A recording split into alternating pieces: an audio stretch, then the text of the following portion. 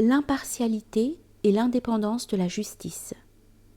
Rumi explique le principe de l'impartialité du juge en narrant l'histoire d'un juge nouvellement nommé se plaignant de la difficulté de sa charge. La réponse de son suppléant est en pleine conformité avec l'approche et les principes modernes du droit. Voici l'histoire. On installa un juge et il pleura. Le suppléant lui dit « Ô juge, pourquoi pleures-tu ? Ce n'est pas le moment pour toi de pleurer et de te lamenter, c'est le temps pour toi de te réjouir et de recevoir des félicitations. »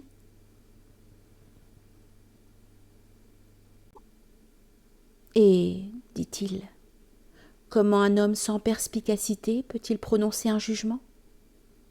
Comment peut un homme ignorant décider entre deux personnes qui savent ?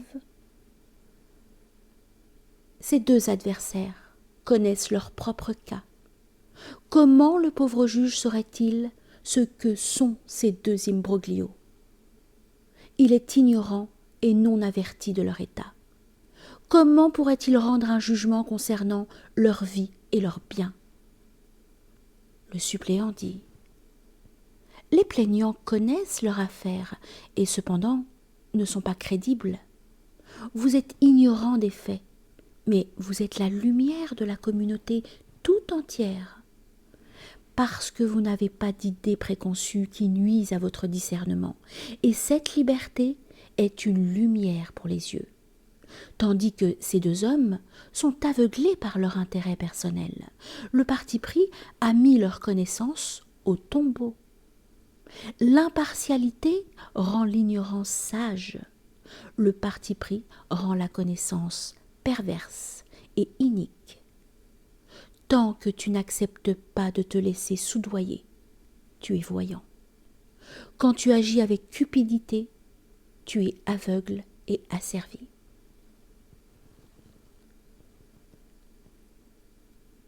Comme on le constate, Rumi considère que l'absence d'idées reçues, équivaut à l'impartialité. C'est également la définition de la Cour européenne des droits de l'homme qui prévoit l'absence de parti pris susceptible d'influencer l'examen d'une affaire. Rumi montre très clairement, dans ses paroles citées, le fait qu'un juge qui n'est pas impartial ne peut jamais trouver la vérité et que sa décision ne peut pas être tenue pour juste.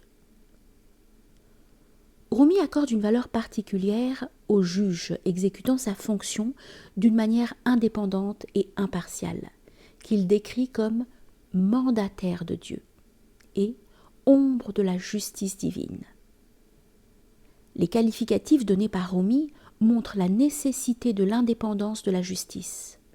En effet, comme une justice qui n'est pas indépendante de pouvoir exécutif, des centres du pouvoir et des différentes parties pourrait-elle se faire qualifier de mandataire de Dieu et d'ombre de la justice divine. La perspective de Rumi sur le concept d'indépendance de la justice est compatible avec l'approche dominante actuellement qui est de ne pas prendre les ordres d'une autre personne ou d'un organe et rester en dehors du domaine d'effet des parties, en particulier du pouvoir exécutif.